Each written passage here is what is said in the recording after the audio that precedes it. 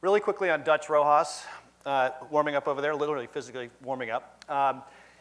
Dutch has a really interesting company called Sano Surgery. He's not here to talk about Sano Surgery.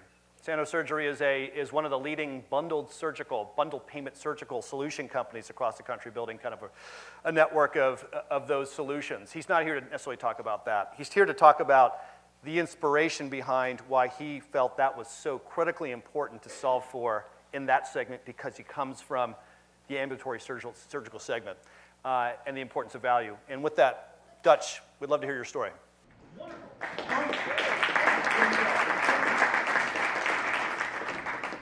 Wow, that guy, I don't remember his name, Dr. Zog. That guy was amazing. I started crying, and I felt terrible. I'm like, I'm 42 years old, I was in the Marine Corps, and I'm crying. So that lets you know that he did a really good job. I have the honor and privilege of leading a small company, a little over 50 employees, and we help people reduce, stabilize, and hedge procedure costs.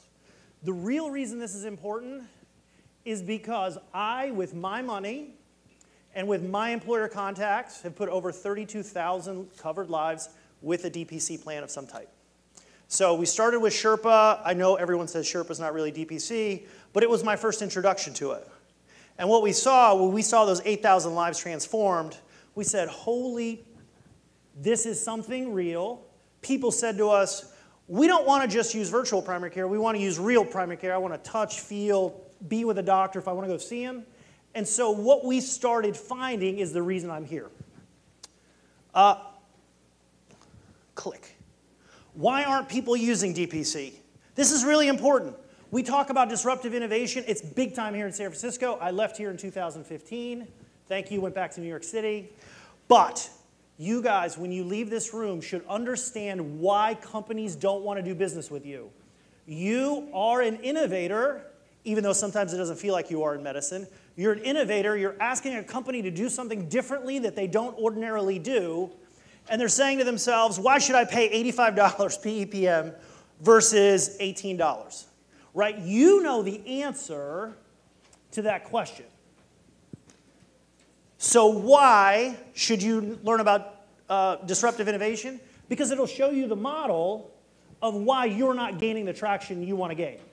And it's going to help you understand. So legacy business they don't want to do anything different. So it's your job in your hometown where you live, breathe, work, to find companies that are like you and they're like-minded. They say to themselves, you know what, we want to be on the forefront of technology. We want our people to get better, and we're willing to take a chance. These are some of the problems with healthcare. We already know them, right? I only have 15 minutes, so I got to go quick, right? This is important. I did some consulting for Castlight, located here. They've pivoted a bunch. You guys probably know who they are. This is one of the polls that we did with them. This is what CFOs are saying. So look, if this is what a CFO is saying, then you have a fantastic value prop. And docs, I know, thank you, Dave, for talking about bashing docs. I really appreciate that. One of my jobs, dealing with advisors and consultants, by the way, there's a great group of them. There's also a big group of shit ones, but most of the ones I deal with are fantastic. They don't know what you do on a day-to-day basis. They don't understand. And so it's your job to help them understand. But more importantly, you have a leg up when it comes to talking to employers. You're a flipping physician.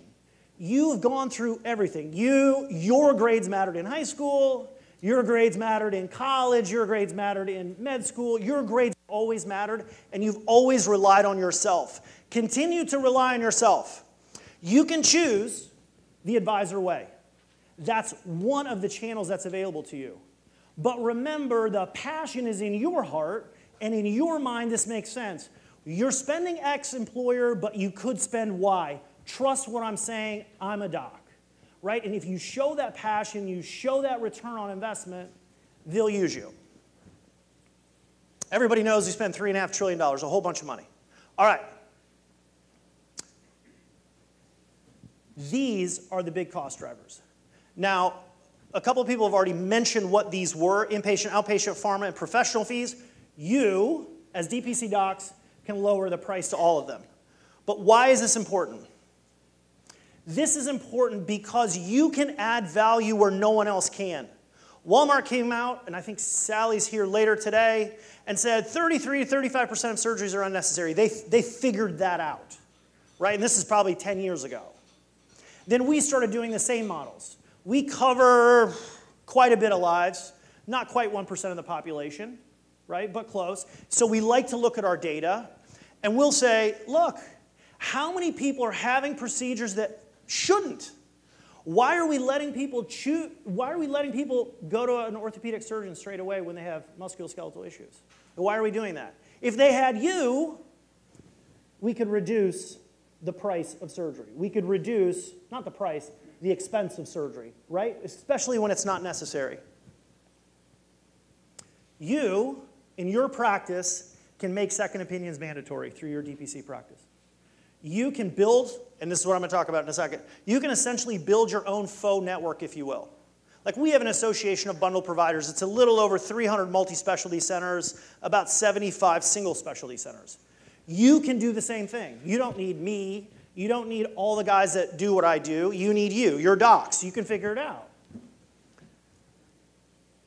You, most importantly, can help people get out of the hospital, right? I'm going to skip that. The thing that's made us as a company the most successful is deploying DPC as a tool. So this is what I mean.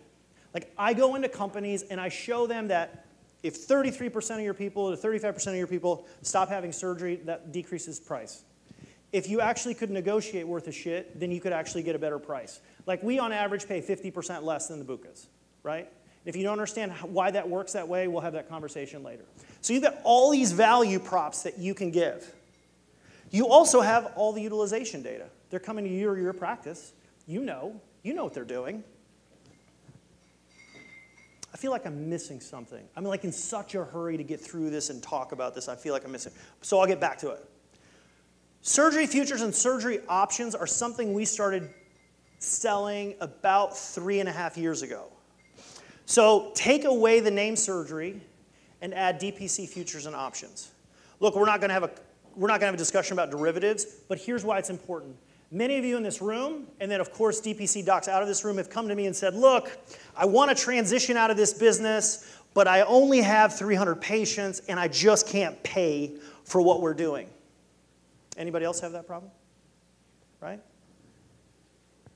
Here's how you can help pay for yourself. Here's how you can fund yourself without getting investment dollars. In other words, without some hack owning you, right? The way you do it is you're a doc, you get in front of an employer, and you get a 3 to 5 year agreement. And if that employer has excellent credit, guess what? Now you've funded your business. In legal terms, we call it factoring, and there's about 400 ways to do this. But this is a way for you to fund your business. If you're saying we're at $75 PEPM, and look, we have these metrics, we think we can reduce the price of healthcare, the cost, the healthcare expense by 30%, then why wouldn't you pre-sell all of your services in the future, get a loan on that, and fund yourself? The reason this is important is, one, it helps you, but two, it also helps the employer. And really, it helps the patients. Why? Because now the employer knows what the price of healthcare is for them on a long-term basis. Does any of that make sense? I feel like I'm talking to myself. Okay.